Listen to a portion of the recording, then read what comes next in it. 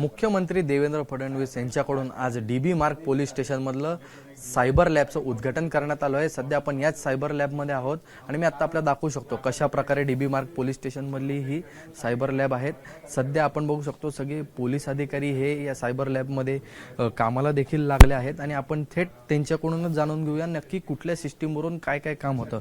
Madam, ही जी आपण system वापरताय ही CDR कॉलची system आहे, याचा नेमका काय फायदा होतो? मॅक्झिमम कॉल ड्युरेशन माहीत पडतात एखाद्या आरोप।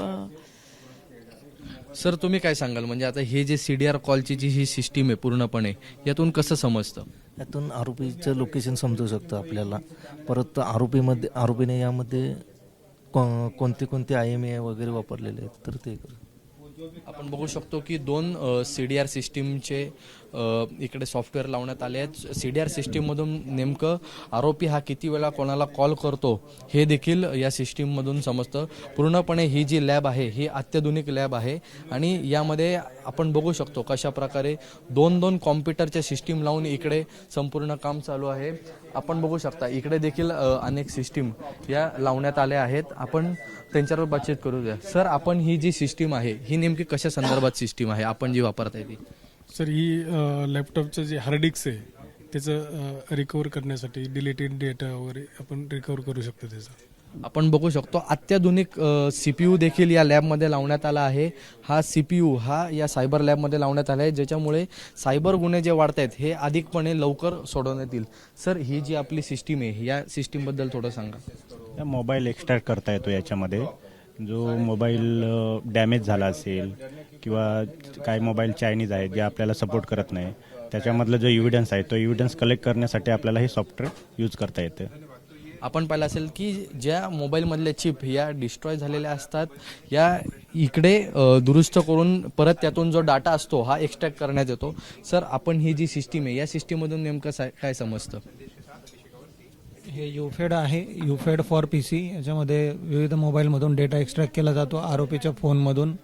जर काही पुरावे असतील आपल्याला हवे असतील तर ते पुरावे काढता येतात। अनेकदा आरोपी ते पुरावे डिलीट करण्याचा प्रयत्न करतात किंवा डिलीट करतात। तशा प्रकारचे पुरावे आपण रिकवर करून पुढे तपास करू शकतो। आपण बघू शकतो पूर्णपणे ही लॅब ही अत्याधुनिक कॉम्प्युटर्सनी आहे। त्याचबरोबर पूर्ण क्षमतेने इकडे पोलिसांचं कार्य हे सुरू झालं आहे। ही निर्भया सायबर लॅब म्हणून याची ओळख आहे। आपण बघू शकतो सध्या आपल्याबरोबर काही महिला पोलीस देखील आहेत, आपण त्यांच्याबरोबर बातचीत करूया। मॅडम, हे जे निर्भया लॅब आहे नेमकी ह्यातून काय होणार आहे, म्हणजे निर्भया लॅबचं ह्याच्या मागचं उद्दिष्ट काय?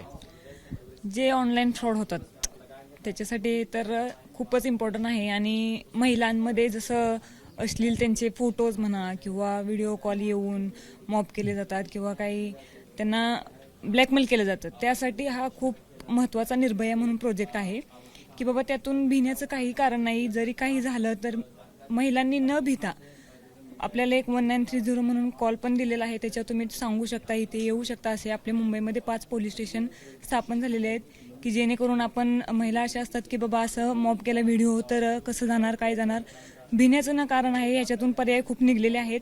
ह्याच्यामध्ये खूप चांगले सोयीसुविधा केलेल्या आहेत, त्यामुळे आम्ही ते म्हणजे होता येईल एवढं जास्त लवकर आम्ही त्यांना मदत करू शकतो। आपण बघू शकतो की संपूर्णपणे आता पोलीस यंत्रणा इकडे कामाला लागली आहे आणि हे खूप अत्याधुनिक असं लॅब आहे आणि यामध्ये प्रमुख जे समोर ठेवलं आहे ते म्हणजे स्त्रियांवरचे जे अत्याचार हे सायबरच्या मार्फत होतात त्याला कुठेतरी पोलीस हे न्याय देऊ शकतील। त्यासाठी हे सायबर लॅबची इकडे आज मुख्यमंत्री देवेंद्र फडणवीस यांच्याकडून उद्घाटन करण्यात आलं आहे। कॅमेरामन धर्मेंद्र पांडे सोबत ईशान देशमुख, ABP माझा, मुंबई।